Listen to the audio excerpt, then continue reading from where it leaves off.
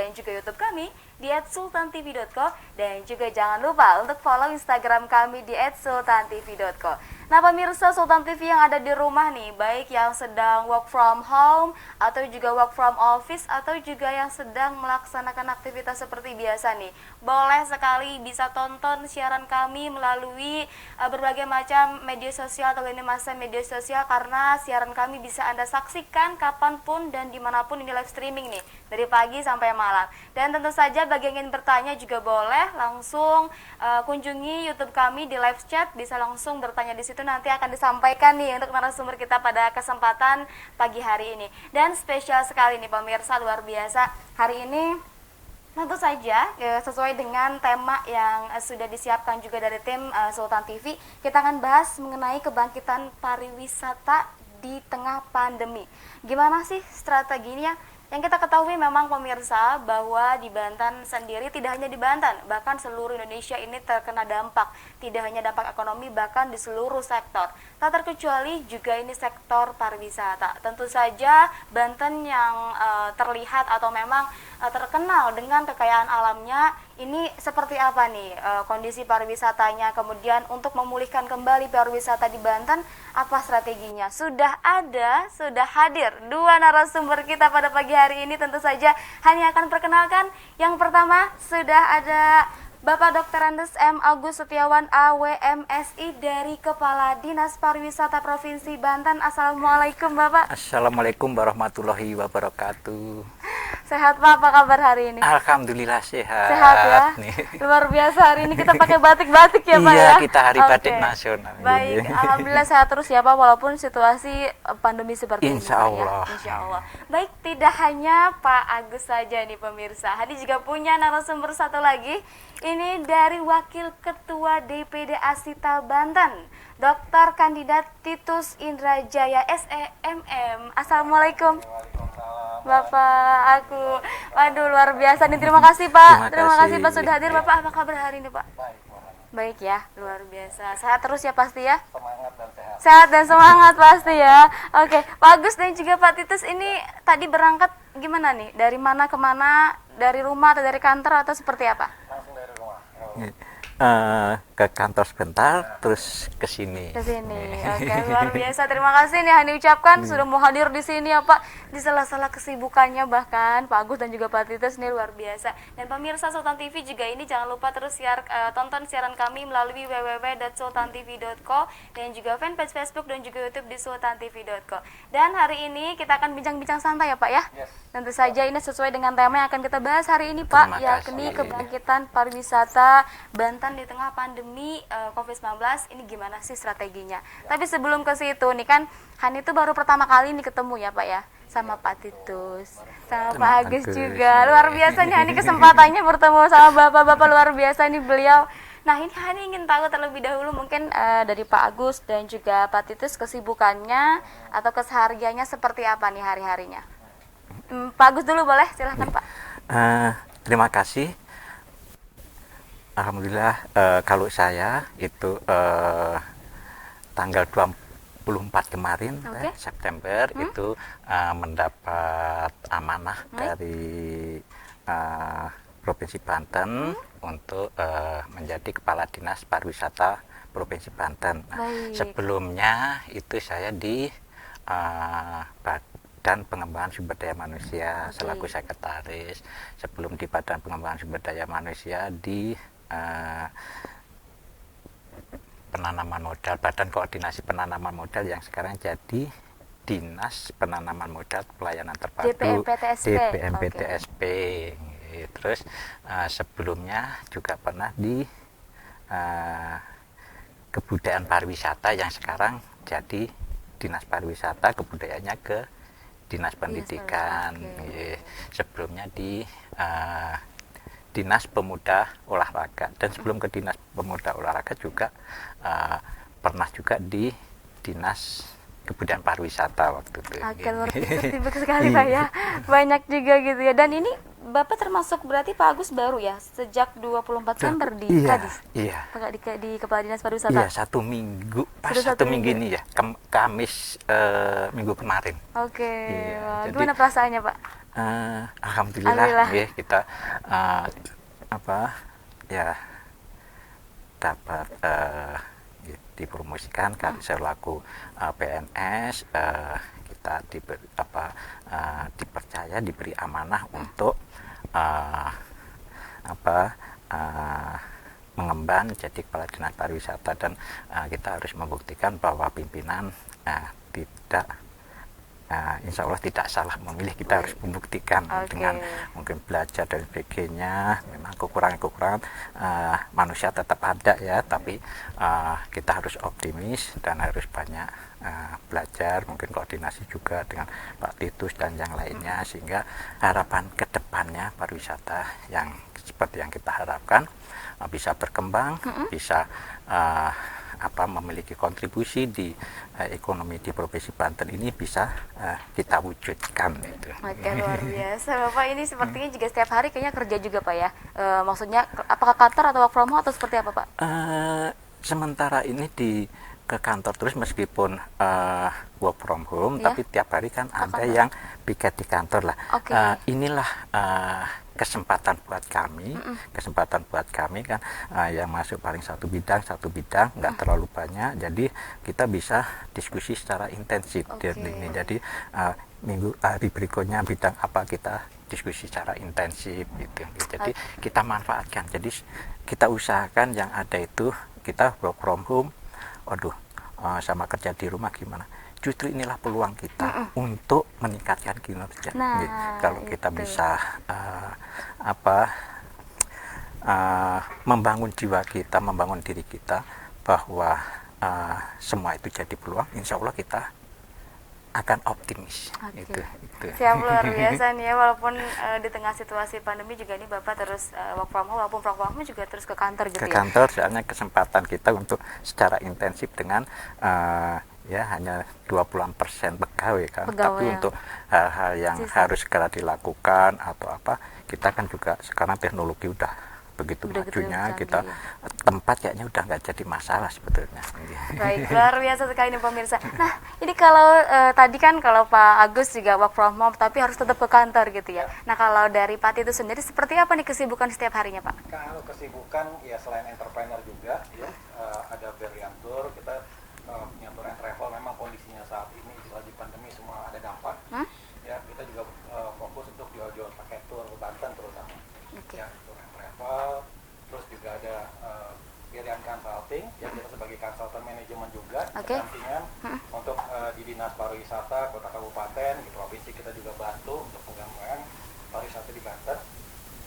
Juga sudah mulai mengarah ke sosial ternyata dan kemanusiaan. Ya, kita ada Berian Foundation. Ya, jadi kita bikin malah di area yang di Kulon, malah di area Cigelis, Tanjung Lesung, kita pengembangan di situ. Jadi Berian Foundation kita lagi siapkan untuk pengembangan SDM pariwisata terutama di Provinsi Banten. Nah, di situ kita juga perhatikan terkait infrastruktur, terkait dengan kesehatannya, terus terkait dengan rumah di area kawasan destinasi wisata. Nah, itu yang kita siapkan itu.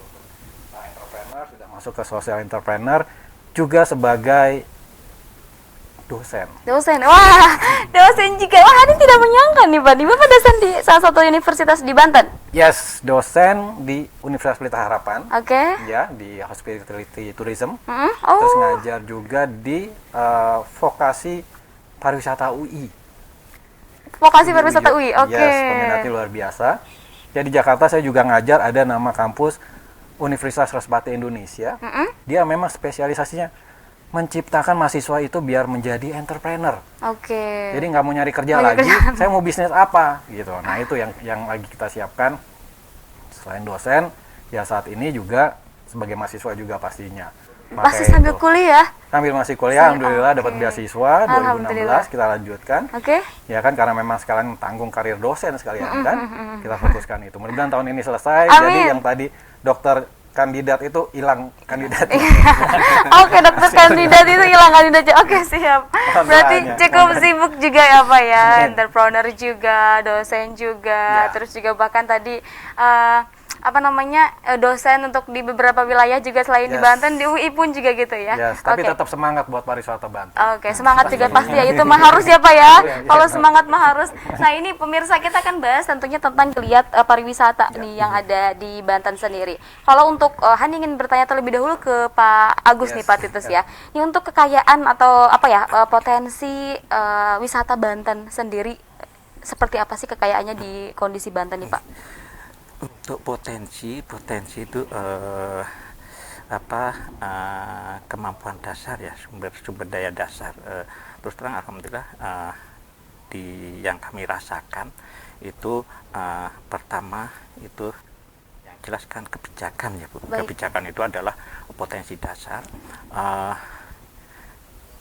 Sekarang ini kita misalkan mungkin masyarakat juga sudah tahu di RPJMD kita, rencana pembangunan jangka menengah daerah, itu di bawah kepemimpinan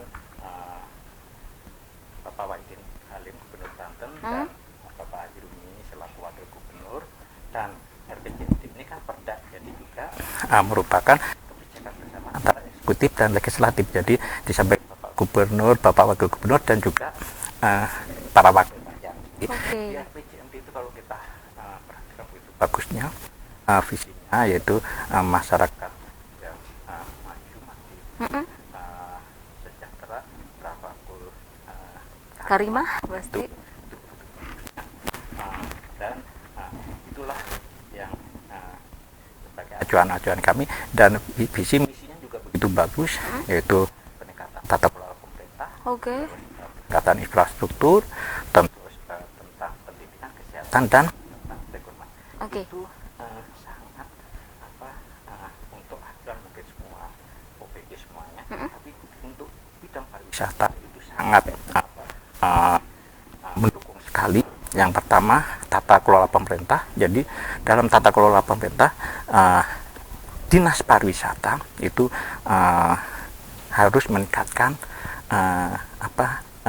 kompetensinya, jadi kemampuannya. Jadi di internal kita, internal dinas itu harus sumber daya manusianya kita tingkatkan, kita kembangkan, perencanaannya gimana, terus gimana kita untuk koordinasi untuk teknologi informasinya dan lain sebagainya. Nah, di sini juga yang penting adalah dalam pengembangan sumber daya manusianya.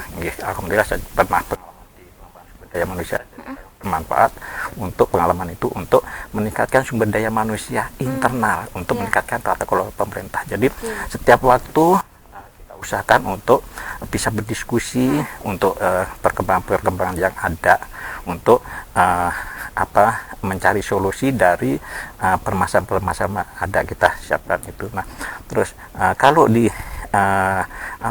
tata kelolanya, sumber daya manusianya di dinas pariwisatanya itu meningkat kualitasnya, saya rasa juga bikin program-program juga cukup bagus. Nah, ini ada infrastruktur gitu kan.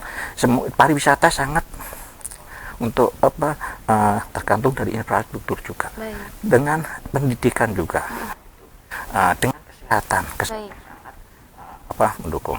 Dan yang jelas tuh, kalau pariwisata nginduknya ke ekonomi, jelas gitu. Nah, gimana kita itu menjadikan destinasi wisata yang sehat, gimana ada sekolahan yang dengan itu pariwisata itu bisa berkembang, kita koordinasi dengan dinas pendidikan, terutama tentang infrastruktur, itu infrastruktur, nanti dengan PU, dengan yang lainnya, dengan lingkungan hidup dan begini. Nah, ini dituntut adanya kemampuan dinas pariwisata. Nah, ibaratnya kita itu kan kalau dinas pariwisata itu kita kan bernyanyi bersama, Bu. Jadi dinas pariwisata itu dirijennya. Jadi gimana menyatukan semuanya itu bisa menghasilkan lagu yang merdu. Jadi bisa bersama-sama untuk mengarah ke pengembangan pariwisata. Gimana kita koordinasi dengan PU. Bahkan kalau bisa yang kami inginkan, dinas pariwisata bikin semacam roadmap. Jadi nanti roadmap itu, ini dinas PU apa sih yang diperlukan, ini lingkungan hidup apa yang diperlukan, ini dari penanaman modal apa yang diperlukan, kita susun itu nanti jadi acuan bersama itu, acuan bersama untuk mengembangkan pariwisata. Ya, insya Allah kita bekerja bersama sesuai tupoksi masing-masing, tapi tetap kita harus menjadi dirijennya harus bisa merangkul, menyatukan semuanya. Jadi ibaratnya bernyanyi ya, sana nyanyi apa, sendiri-sendiri akhirnya nggak akan merdu ya. Tapi kalau bisa bersama-sama akan terlihat merdu, dilihat pun juga enak gitu.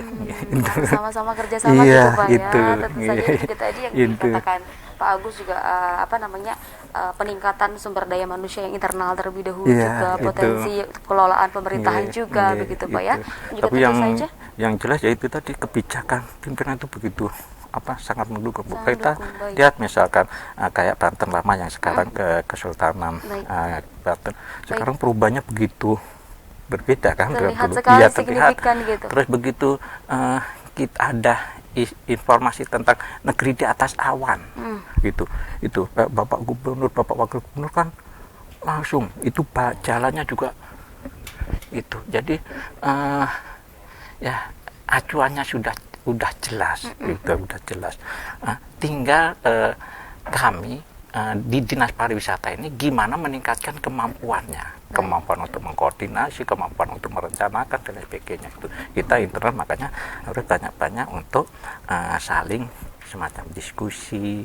Ada perkembangan yang ada juga kita harus mengikuti. Suatu contoh misalkan saat ini yang sangat saya rasa sangat cocok dengan Provinsi Banten itu, mungkin Pak Titus juga mengikuti perkembangan. Indonesia sekarang kan menjadi destinasi wisata, pelayanan wisata terbaik di dunia. Itu dalam hal dalam hal wisata Muslim. Wisata Muslim. Nah, wisata Muslim ini kita dengan Banten ini sangat potensial untuk itu, sangat potensial. Nah, kita tinggal ngemas-ngemas. Cuman ini yang jadi peluang kami, bukan hambatan tapi peluang. Saya berusaha hambatan itu jadi peluang semua. Itu di Indonesia ini kita wisata halal terbaik, tapi Kementerian Pariwisata waktu memberi penganugerahan ke pemerintah daerah, dari 10 provinsi yang dapat anugerah sebagai pengembangan pariwisata halal, kita belum masuk. Belum. Jadi di Jawa itu tinggal Provinsi Banten yang belum masuk ke 10 besar. Inilah mungkin salah satu peluang kami untuk katakanlah mengejar itu. Dan di masa pandemi ini itu kami kemarin juga dengan waktu semacam ini juga dengan Lebak kebetulan diundang oleh Dinas Pariwisata Lebak. Ya, masa pandemi ini untuk pariwisata memang hambatan ya, mungkin yang tadinya pariwisata itu harus memperbanyak kunjungan, tapi memperbanyak kunjungan itu juga nggak sesuai dengan kondisi sekarang. Ini peluang untuk meningkatkan kualitas. Kayak misalkan Pak Titus dan anggotanya itu meningkatkan kualitasnya, sertifikasinya diurus. Soalnya sekarang media online orang yang dari jauh-jauh kan belum tahu tentang pengalamannya. Tapi kalau sudah ada sertifikasinya itu sudah percaya, sudah terstandar itu. Nah, ini mungkin yang perlu kami cari datanya, kami bikin datanya yang fix. Mungkin nanti Pak Titus juga bisa mengkoordinir teman-teman dari anggota ASITA itu berapa anggotanya, berapa yang sudah punya sertifikasi. Nah, kalau sudah punya sertifikasi Bu, kita misalkan di media online travel ini kelengkapannya ini, jadi orang percaya. Tapi travel ini begitu sertifikasinya nggak ada, ragu ini travel beneran nggak. Dan usaha jasa yang lainnya juga. Nah, di samping itu juga kalau untuk mengarah ke wisata Muslim juga harus ada sertifikasi dari untuk menunjukkan bahwa ini adalah usaha pariwisata yang halal. Itu harus kita juga, tapi saya belum dalam waktu seminggu ini juga belum berkoordinasi. Juga harus koordinasi dengan Majelis Ulama Indonesia, soalnya dia yang itu yang secara teknis memahami gimana sih sertifikasi halal. Nah, inilah di masa pandemi ini Bu, kita peluang buat kita untuk meningkatkan kualitas. Baik. Ya, jadi sekarang itu adalah peluang kita untuk meningkatkan kualitas. Sekarang event-event dan sebagainya semua terhenti. Baik. Mau jalan-jalan terhenti. Punya keinginan jalan-jalan terhenti. Begitu ada kesempatan langsung wah gitu. Nah, itulah panen raya kita dengan kualitas yang kita persiapkan sekarang. Baik. Jadi sekarang kita optimis bahwa kita harus tetap mengembangkan dunia pariwisata. Di masa yang akan datang kita lebih optimis lagi, yaitu memetik hasil dari persiapan kita saat ini. Jadi kita kalau berpikiran optimis itu insya Allah akan terjadi kegiatan-kegiatan yang positif. Semua hal itu bisa positif bisa negatif, tergantung jiwa kita. Kondisi panas kadang kita panas amat gerah, tapi yang berjiwa optimis, yang berjiwa bersyukur, alhamdulillah panas, nggak usah olahraga keluar keringat bisa sehat. Itu jadi nggak usah golep yang biayanya tinggi bagi yang nggak punya uang misalkan. Nah kalau yang punya uang ya golep, yang nggak punya kan bisa keluar keringat. Semua alhamdulillah bersyukur. Nah itulah harapan kami. Jadi semua jadi memotivasi diri bahwa semuanya itu dijadikan peluang. Usahakan hambatan itu bisa menjadi peluang. Kalau sudah bisa merubah hambatan jadi peluang, hidup akan optimis, akan ada langkah-langkah yang positif. Ya, tapi kalau peluang jadi hambatan, itu udah mau jalan, kurang ini, mau jalan kurang ini, akhirnya nggak jalan gitu. Baik. Peluang jangan jadi hambatan berarti Pak ya? Ya, kalau berpikiran negatif, peluang jadi hambatan. Peluang itu bisa jadi hambatan. Tapi kalau berpikiran positif ya peluang jadi peluang, hambatan juga bisa jadi peluang. Baik. Terus di Banten baik disuruh closing, disuruh iklan katanya nih Pak. Baik, tapi sebelum dahulu Hani juga penasaran sama Pak Titus juga. Mungkin pemirsa Sultan TV juga pengen tahu apa sih Asita Banten tuh. Tadi juga Pak Agus sempat menyinggung kan, apakah ada sertifikasinya seperti apa, apakah Asita Banten berapa anggota dan lain sebagainya. Kita akan tanya dan juga nanti jelaskan ya Pak ya. Tapi kita break terlebih dahulu. Baik, jangan kemana-mana pemirsa, kita break terlebih dahulu. Tetap bersama kami di Bincang hari ini.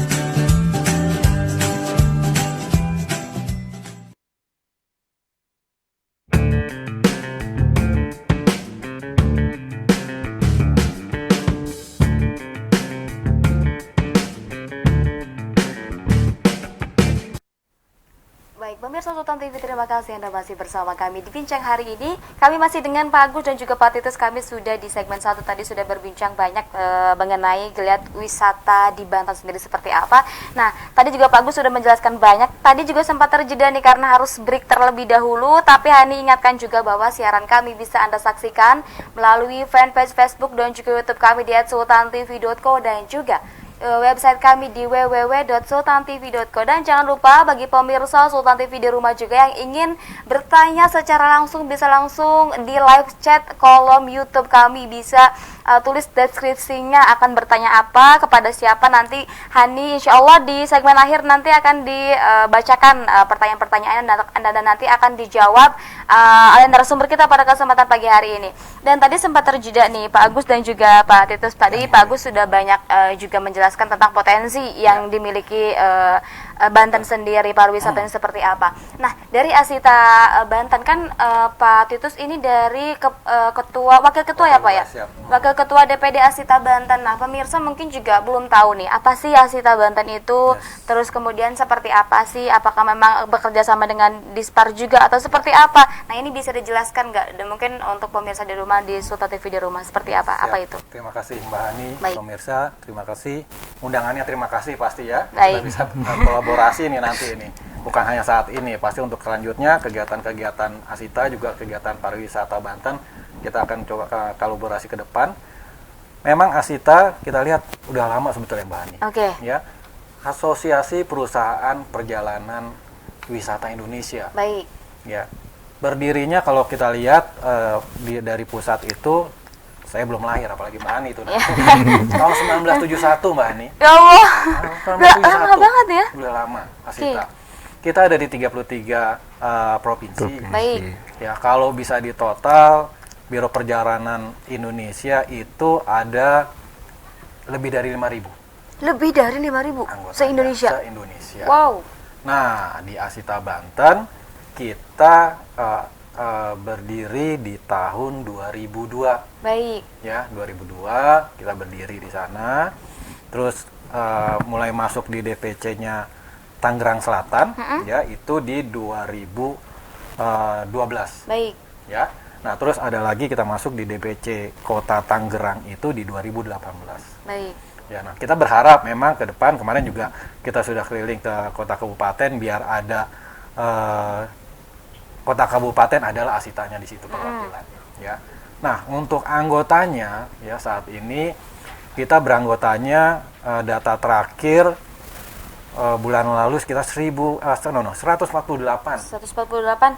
Banten saja ya? Banten aja. Banten, oke. Ya, itu tersebar di hampir 70% di kota Tangerang Selatan, Baik. Tangerang Raya lah banyak di Baik. situ.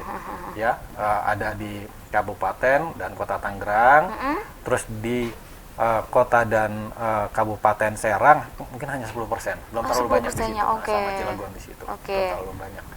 Ya, jadi ya memang PR kita masih ya kita coba pendekatan ke Dinas Pariwisata Kota Kabupaten. Kemarin juga ke Lebak, ya kita ke Lebak juga. Dinas Pariwisata di sana di Pandeglang ya ada perwakilan di sana biar kita semakin bisa berkoordinasi, bisa menampilkan paket-paket andalannya di kota kabupaten. Ya, nanti kita bisa bantu untuk penjualan paket-paket tersebut. Baik, gitu, baik. Oke, luar biasa. Nah, ini kalau kondisi sektor pariwisata di Banten sendiri ini di saat pandemi kan pasti jauh berbeda pasti ya Pak ya. Pak Agus dan juga Pak Titus juga tahu sendiri, apalagi yang istilahnya berkecimpung di dunia itu gitu. Pak Kadis lebih paham juga, Pak Titus apalagi gitu paham juga pasti kan mengenai geliat pariwisata dan juga ini perbedaannya seperti apa nih di masa-masa yang sebelum pandemi untuk kemudian mungkin apakah sampai sekarang juga di Asita tadi di travelnya kondisinya seperti apa, kemudian juga di Dispar sendiri mungkin tahu nih daerah-daerah atau titik-titik pariwisata yang ada di Banten ini yang memang sangat-sangat terdampak begitu. Nah, kemudian perbedaannya seperti apa di masa sebelum pandemi dan juga pandemi ini kira-kira dari Pak Agus dulu mungkin. Terima kasih. Kalau kondisi pariwisata di tahun 2019 ya. Baik. 2019 tahun kemarin itu kunjungan wisata kita itu sampai dengan 19 juta ya Pak Titis. Wow, 19 juta Oke. satu tahun. Nah, Baik. untuk tahun ini sampai dengan kemarin data kita lihat di pemasaran, tapi sampai dengan akhir Agustus ya, soalnya yang September itu dari teman-teman di Kabupaten Kota kan juga masih merekap. Jadi sampai dengan akhir Agustus Baik. itu jumlahnya seluruh provinsi itu ada 4,5 juta. Oke. 4,5 juta, tapi dari 4,5 juta itu yang 4 jutaan itu adalah kunjungan pada saat bulan Januari Februari. Oke. Iya, jadi antara Maret, April, Mei, Juni, Juli, Agustus itu sekitar 500 juta. 500 ribu. Ribu, 500 oke. ribu Oke. dalam 8 kabupaten kota. Jadi oke. jadi rata-rata per kabupaten kota sekitar 60-an ribu dalam 6 bulan. Jadi 1 bulan itu sekitar 10.000.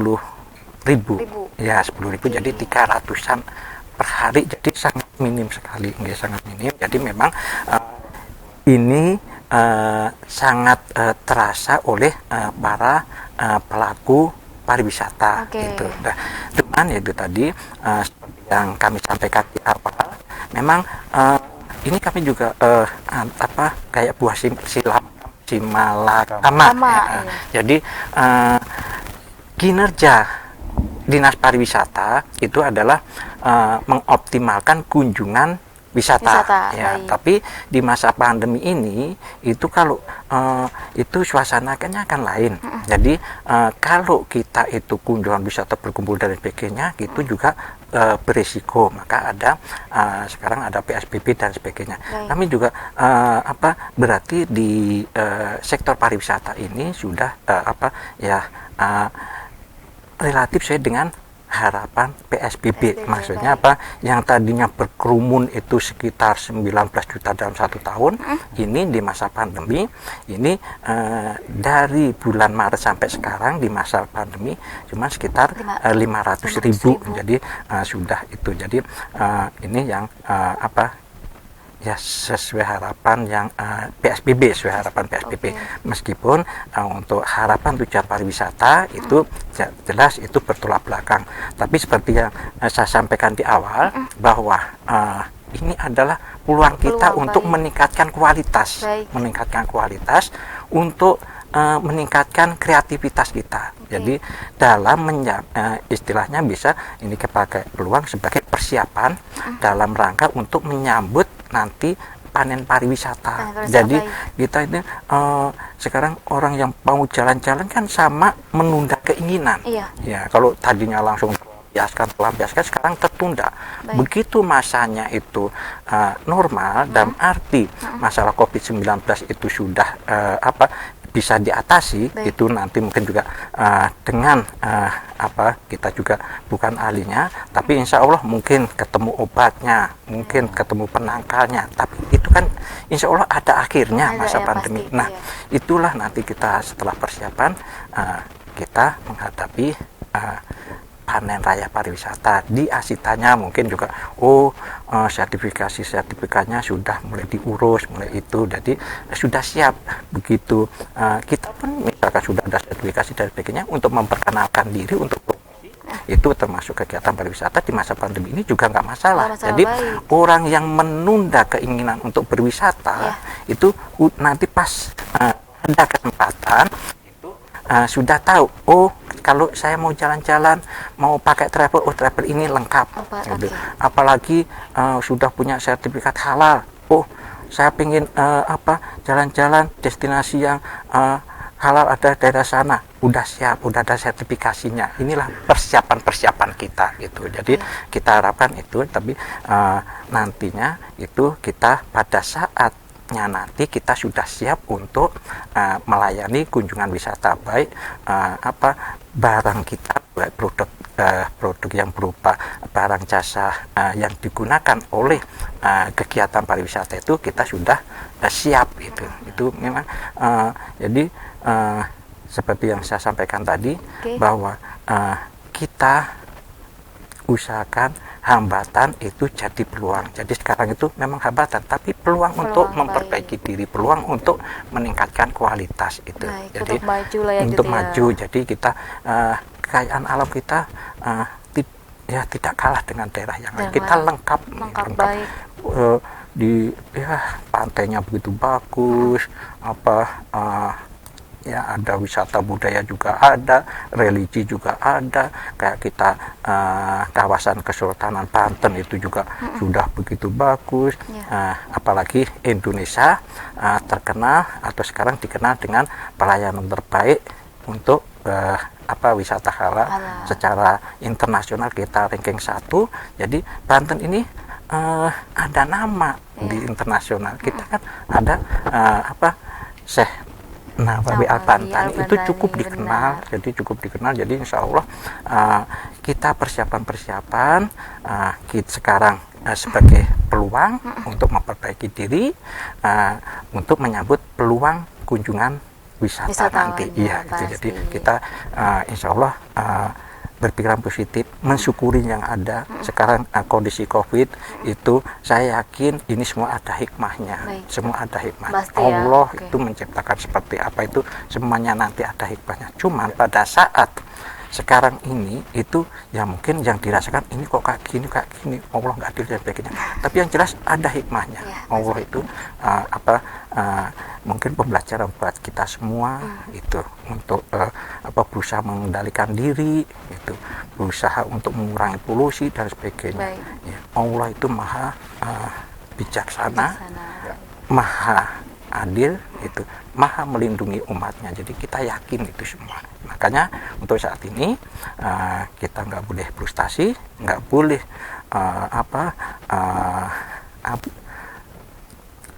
tidak pesimis, kita harus optimis ya. Dan kita selalu berdoa bahwa Allah Maha Kuasa.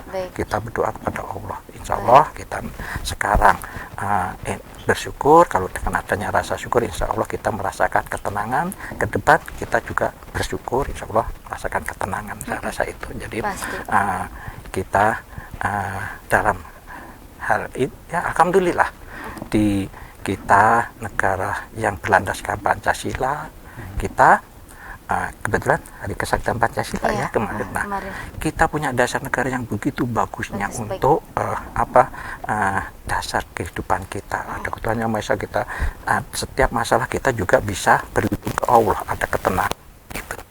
Jadi saya rasa itu. Oke, baik, luar biasa. Nah ini juga kan tadi juga dilihat bahwa kunjungan ke Provinsi Banten sendiri, kunjungan wisatanya ini kan juga menurun karena katakanlah ada pandemi COVID begitu ya. Tadi yang 19 juta yang biasanya per tahun sebelumnya gitu, sekarang jadi menurun. Nah ini kalau dari Pak Tito sendiri kan pasti ada juga perbedaan ya Pak ya, yang diketahui pasti di sebelum pandemi dan juga saat ini di masa pandemi ini.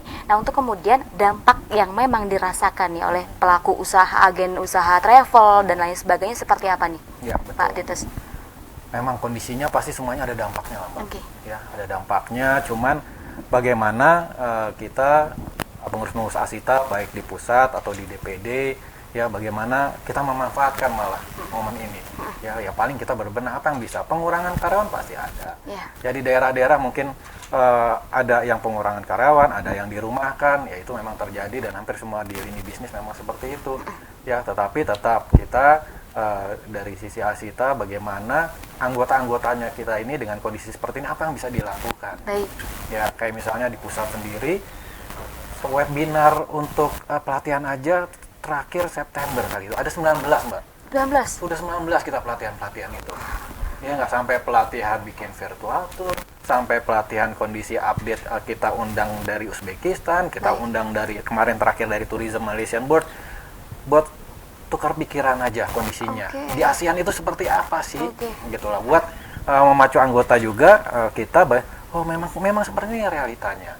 Ya, tetapi kita juga selain pelatihan itu kita juga dengan Kemenparekraf, terus juga teman-teman dari LSP, ya yang tadi Pak Agus bilang, sertifikasi kompetensi. Nah inilah akhirnya momennya, ya. Jadi teman-teman kemarin itu ada pelatihan, terus juga ada dapat sertifikasi kompetensi untuk tour leader, ya ada yang kemarin itu ada tour guide juga, ya ada tour consultant. Biarin mereka dikompetensikan dulu, biar mereka berharap setelah kondisi ini kita bebenah semuanya, ya berharap ada kegiatan-kegiatan mereka.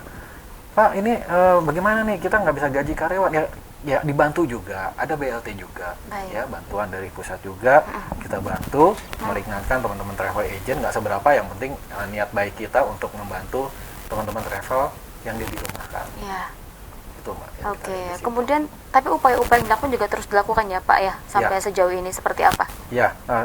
Ya masih kita terus pantau juga teman-teman, ya mereka juga akhirnya ada yang berkreasi di inovasi, kan tadi Pak Agus bilang, ya memang anggota kita ada yang dia akhirnya ya jualan malah jualan UKM, ya jualan yang souvenir dia bantu jualan juga, ya ada yang jualan ya berbagai macam lah kuliner gitu kan, ada kadang di WhatsApp grupnya itu juga kita maklumkan akhirnya isinya jualan-jualan produk. Gak apa-apa, biarin ya Pak ya.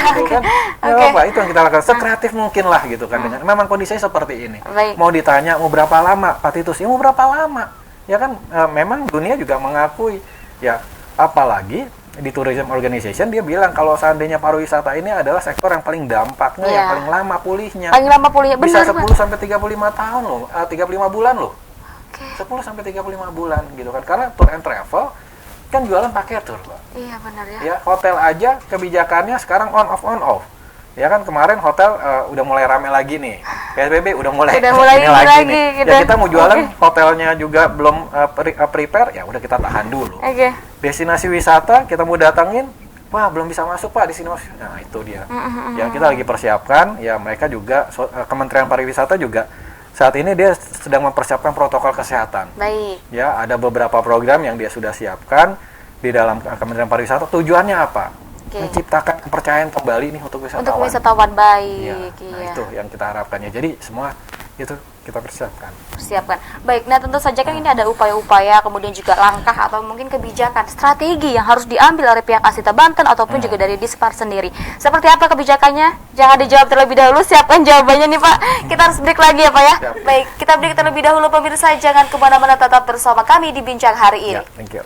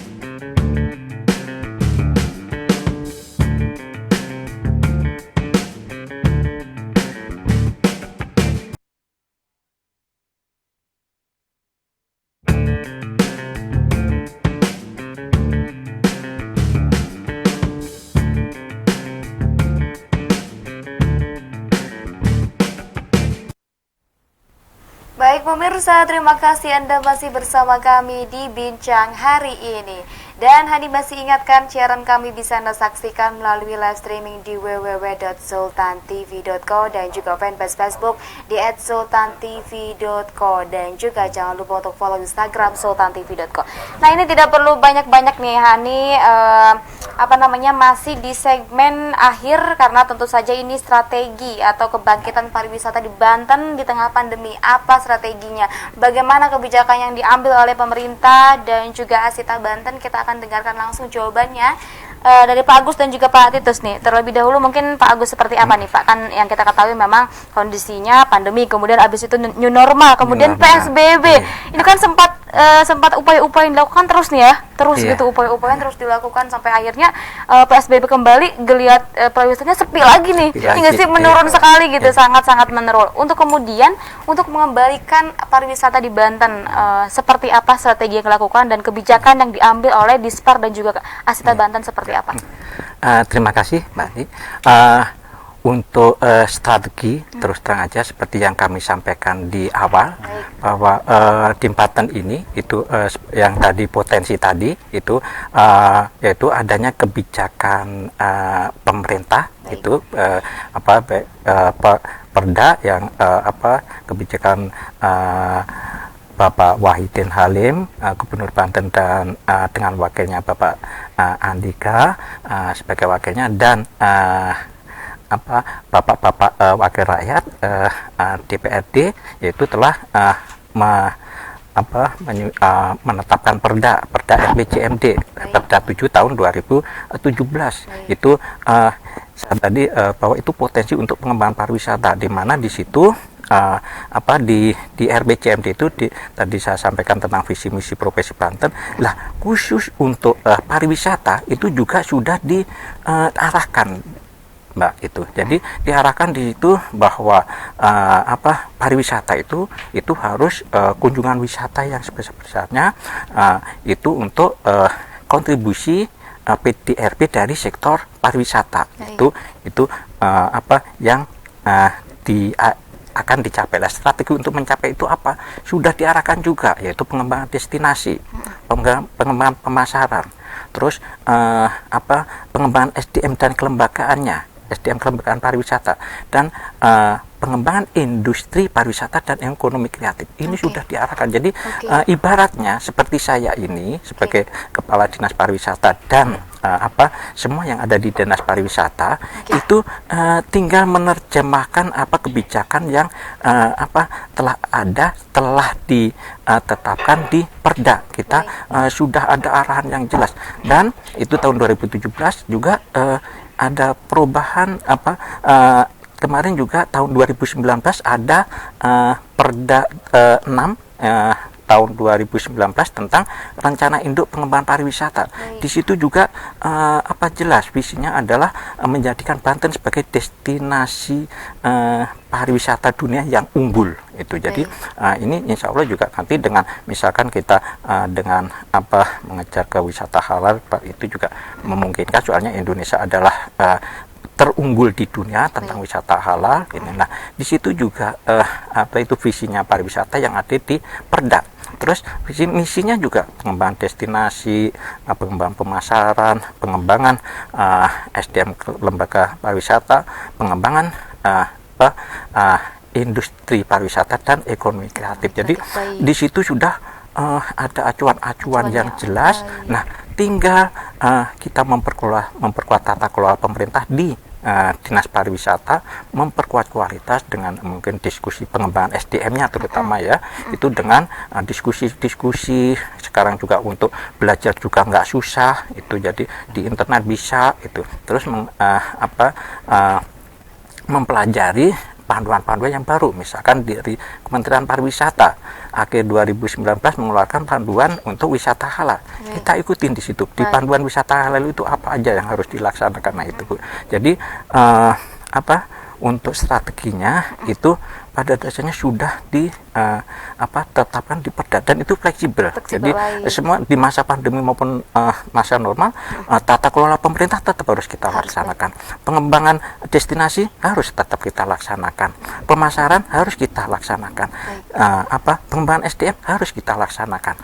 Pembinaan terhadap industri pariwisata harus kita laksanakan. Cuman caranya yang beda. Pada saat dulu mungkin kita workshop dan sebagainya kita ketemu langsung, tapi sekarang pakai media teknologi informasi itu. Jadi hal semacam ini bisa kita pakai katakanlah, dan kabupaten kota pun juga melakukan itu. Kayak kemarin hari Sabtu yang saya sampaikan tadi, Dinas Pariwisata Lebak mengundang saya untuk ngobrol-ngobrol dengan teman-teman di Dinas Pariwisata dan para pelaku pariwisata. Kita obrolin. Jadi kita tetap jalan. Jadi strategi itu tadi bisa dilaksanakan di masa pandemi maupun di luar pandemi. Kita destinasi juga tetap kita diskusi, mengembangkan, menyusun programnya, terus pembenahan destinasi seperti yang Ibu juga itu rasakan untuk saat ini. Jalan-jalan juga dari PU dan sebagainya juga udah jalan itu, kawasan Kesultanan Banten juga begitu bagusnya untuk saat ini. Nah, di destinasi lain pun juga kita usahakan tetap untuk selalu meningkatkan. Begitu juga dengan industri pariwisatanya, seperti misalkan Dinas Pariwisata dengan Pak Titus.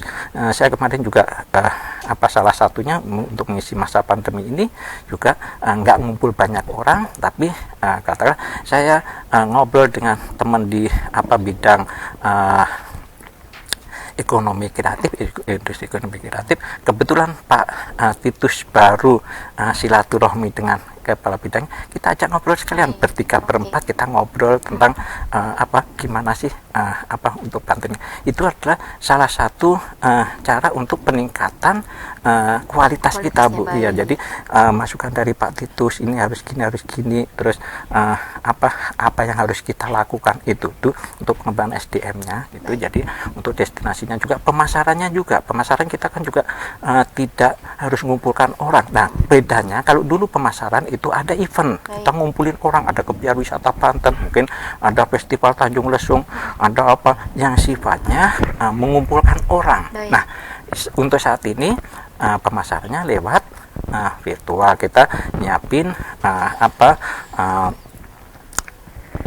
sarana prasarana promosi yang sifatnya tidak seperti event mengumpulkan orang, tapi informasi itu tetap tersampaikan. Dan ini juga nggak kalah efektifnya yang non event itu nggak kalah efektif dengan yang event, Bu. Jadi kalau event kan Gebiar Wisata Banten, begitu orang datang, tapi kan cuma saat itu sebetulnya.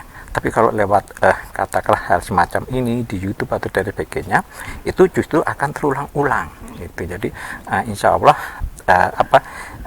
penyebaran informasinya justru lebih banyak di media cetak, di media sosial gitu. Dan teman-teman juga termasuk juga yang hasil koordinasi dengan Pak Titus mungkin dalam pengembangan industri kreatif juga kita kembangkan. Jadi di masa pandemi ini strateginya pada dasarnya sama di masa pandemi maupun enggak. Yang bedanya itu caranya, prosesnya, tapi strateginya sama, yaitu tetap peningkatan tata kelola pemerintah yang sudah ditetapkan di Perda. Iya, di Perda itu saya alhamdulillah itu Perda itu memang fleksibel, di masa pandemi bisa dipakai, di masa non pandemi juga bisa dipakai. Iya, jadi peningkatan tata kelola pemerintah, pengembangan destinasi, pengembangan SDM-nya, pengembangan industrinya itu, Bu. Jadi strateginya sama, caranya yang beda. Yang jelas semua kondisi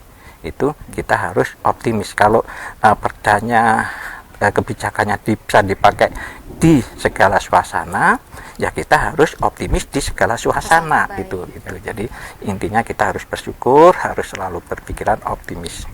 Oke.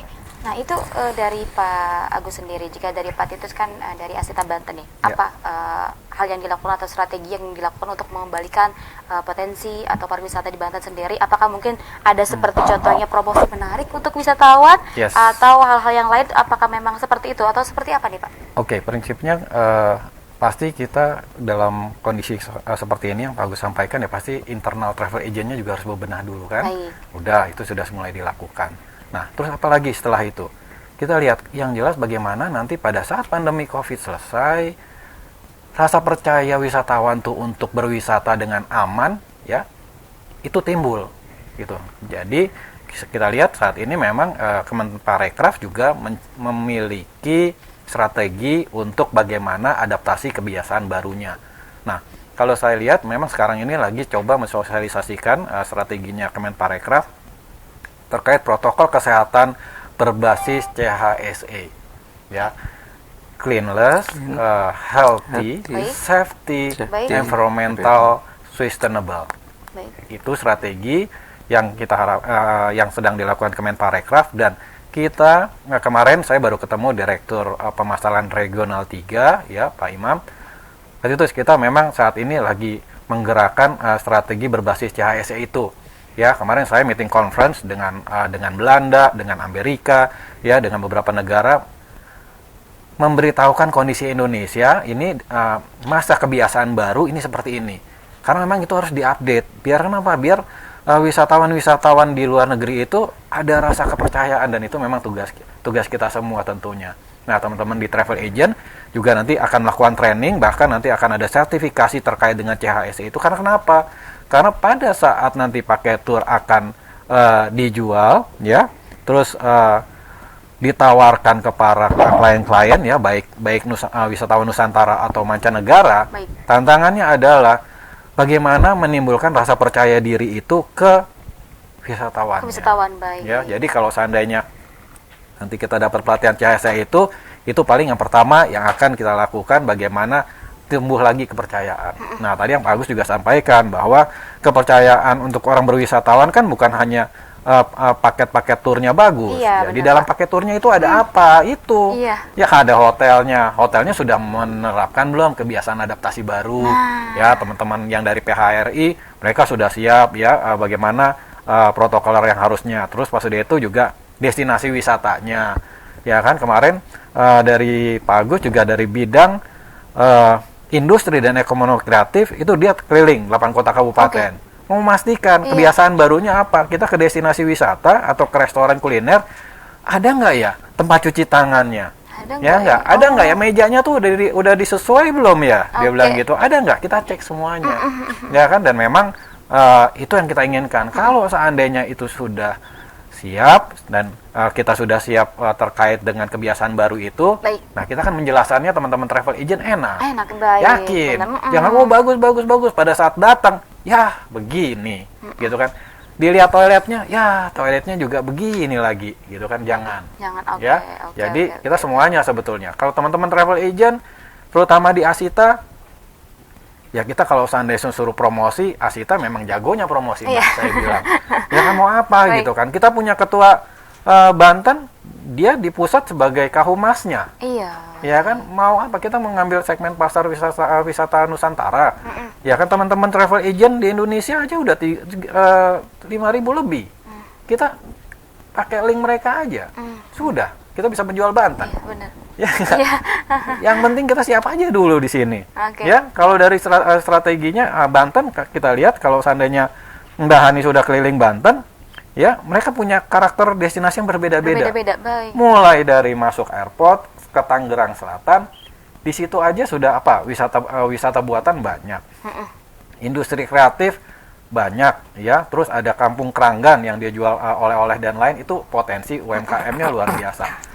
Geser ke kota Tangerang, ya kita lihat potensinya, ya, kayak Telaga Biru yang di ujung sana, kita lihat, ya, segitu cantiknya kan. Kegeser lagi kita masuk ke mana, mau ke Serang, kota kabupaten, kita lihat yang tadi Pak itu Pak Agus bilang itu udah kawasan religi, beda lagi kan. Mau masuk lagi kemana, ke area Cilegon. Ya, Cilegon banyak di situ, kulinernya enak, ada rumah makan Mamak di situ, ya, yang dekat masjid. terus ada Cikrai di situ, Iya, di ya buat Cikrai wisata juga. edukasi. Ya kan mau masuk lagi ada ke Mercusuar Anyer, ya kan itu beda lagi. Masuk lagi nanti ke Pandeglang kalau mau jalan lagi, karakternya beda lagi. Beda-beda benar. Ya kan mau kemana? Mau ke Curug gitu kan? Mau komunitas bersepeda, mau mancing sampai ke Selancar Pulau misalnya. Liwungan di Tanjung Lesung, ya kan? Terus mau ke Panaitan atau mau ke ujung sekolah sekalian, ada di situ. Ada semua. Mau di ujung lagi, gitu kan? Mau kemana? Mau saya ajak nih. Ayo Mbak, udah kemana aja Mbak Ani nih? Ya, sampai ke Lebak. Udah pernah ke Lebak? Belum. Nanti main, ya. Nanti saya kenalin ada Mas Siap, Ili, siap. ketua Pokdarwisnya di sana. Biar main ke sana. Bisa nginep di sana, Pok. Baik, oh bisa. Homestay-nya di sana luar biasa, ya pembinaannya, pengolahannya luar biasa. Bahkan banyak tamu asing ternyata di situ. Pada saat saya kunjungan bersama kepala bidang Bu Sri ya di industri kreatif ya tempatnya Pak Agus ini, kita datang ke sana.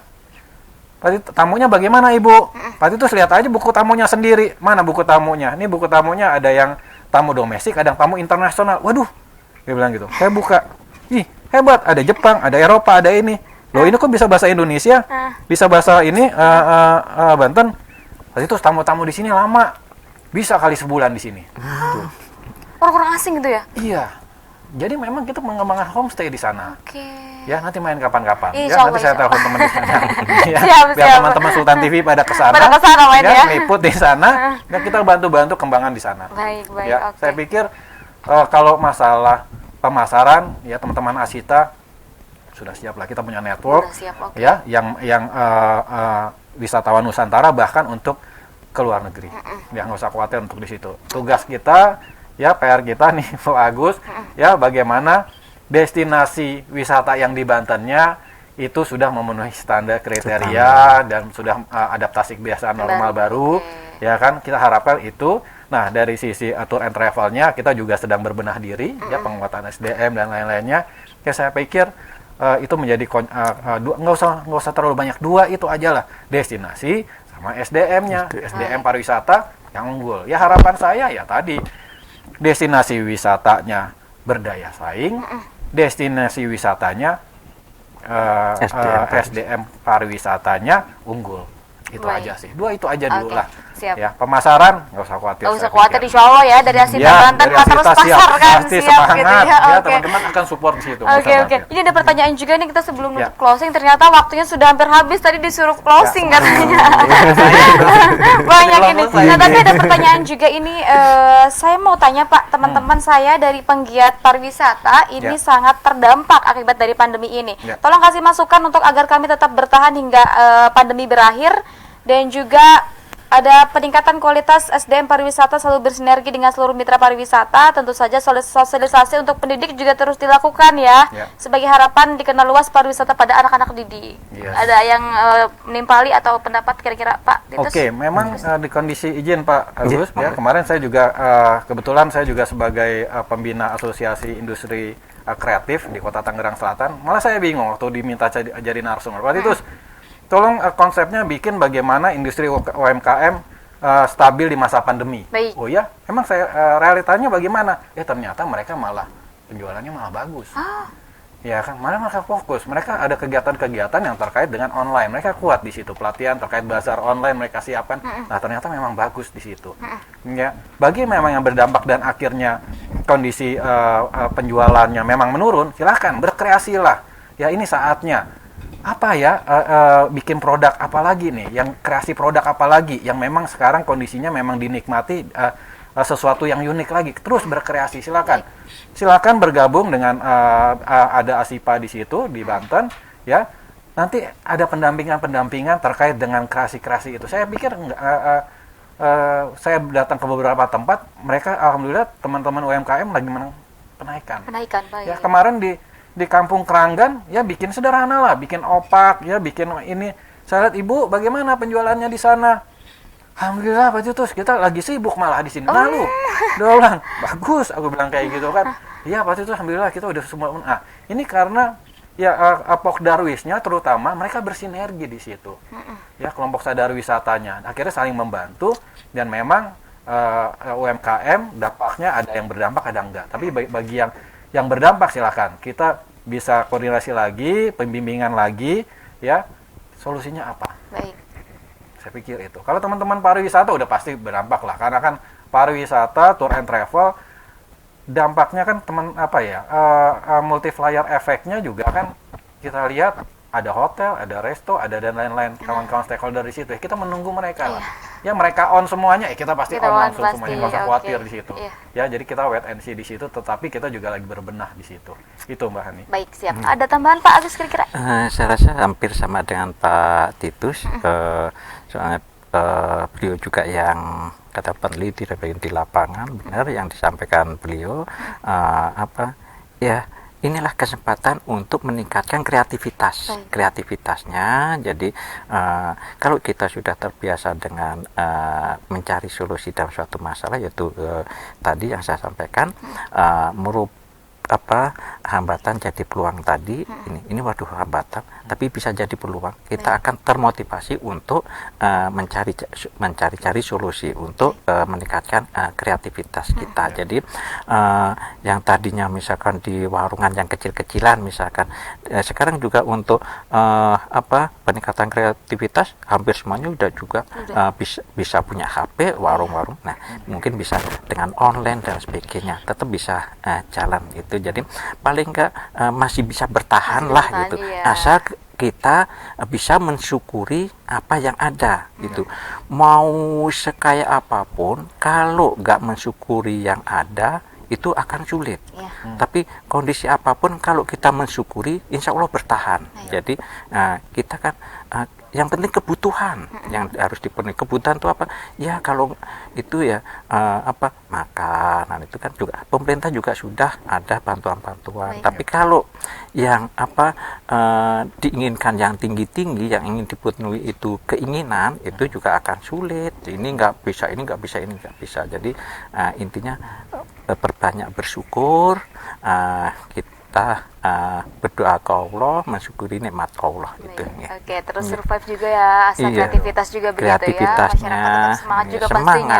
Harus semangat. Nah, ini juga Pak, kita kan sama-sama lah ya ingin pariwisata di Banten tentu saja menjadi lebih baik dan juga lebih maju. Tentunya perlu kerjasama yang cukup keras dan juga perlu effort yang cukup tinggi untuk seluruh pihak, karena di masa-masa seperti ini gitu, masa pandemi.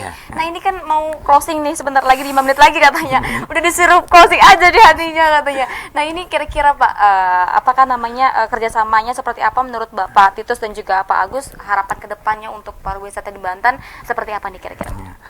Saya rasa kalau kami itu kan semacam pengambilan kebijakan di bidang pemerintahnya lah, yang diharapkan oleh teman-teman pelaku pariwisata, stakeholdernya, pihak swastanya, pihak itu ya mungkin Pak Titus dulu harapannya seperti apa, itulah masukan buat kami. Mungkin Pak Titus menyampaikan dulu, nah baru nanti kita ulas.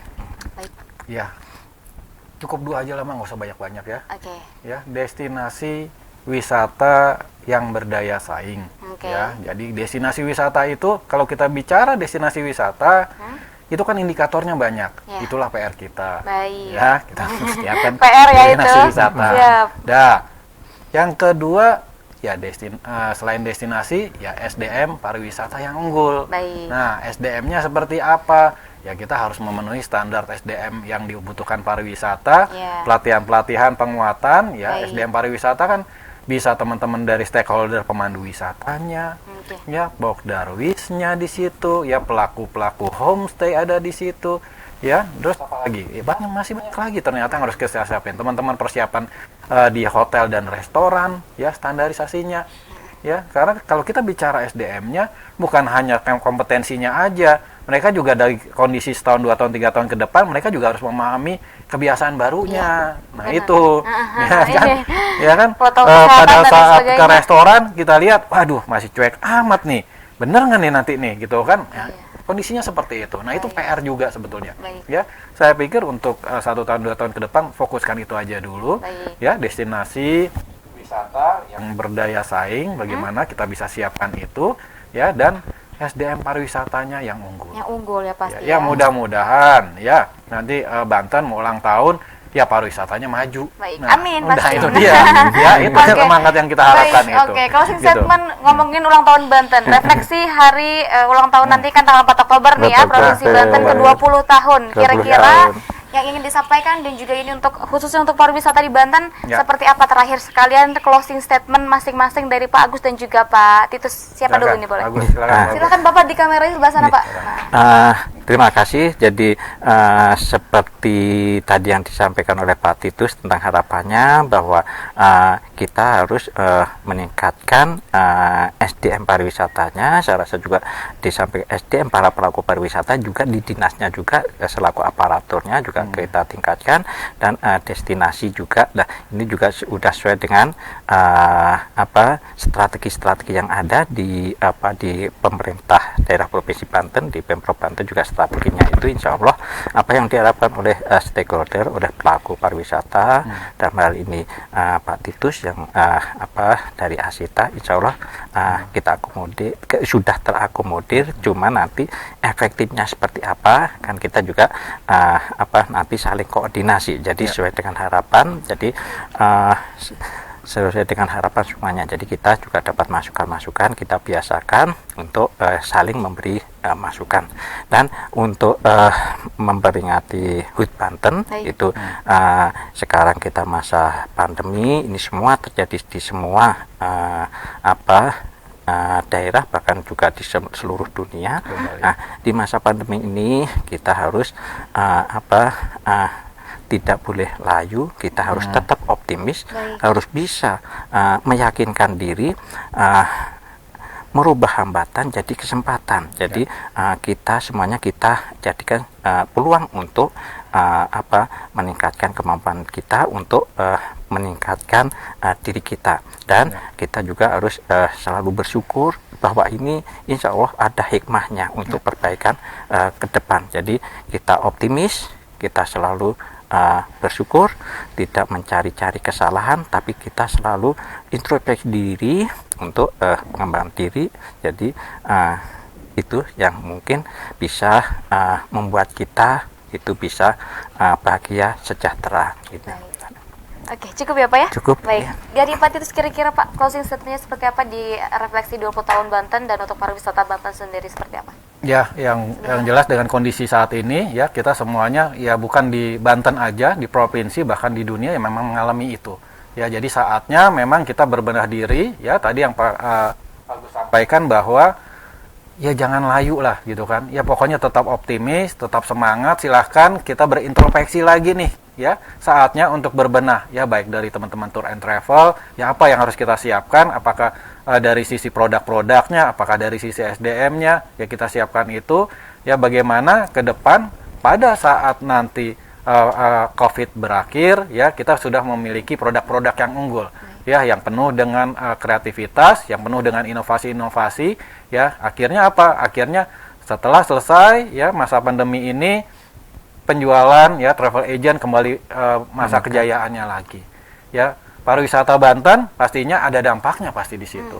Ya, jadi ini saatnya ya kita tetap optimis, tetap semangat. Ya, jaga kesehatan, ya patuhi protokol kesehatan, itu yang penting. Jadi sekarang bisnis kita sudah bagaimana berinisiasi bagaimana ya protokol kesehatannya. Karena memang ya Kementerian Pariwisata juga berharap CHSE ini loh strategi kita nih untuk menciptakan percaya. Ya udah nanti kita belajar lagi di situ ya. Strategi tetap ada dan pasti nanti ada saatnya kita pasti akan bisa jaya kembali. Itu aja.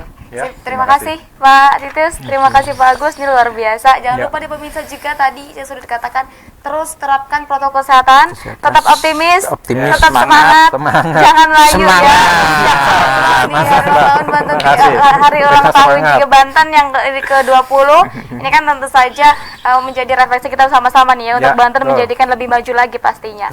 Baik, terima kasih juga di pemirsa Sultan TV sudah berbincang bersama kami. Hani ucapkan terima kasih kepada Pak Agus dan juga Pak Titus sudah hadir. Siapa tahu bisa mampir lagi ke sini, boleh ya? Boleh jalan juga nanti aja teman-temannya.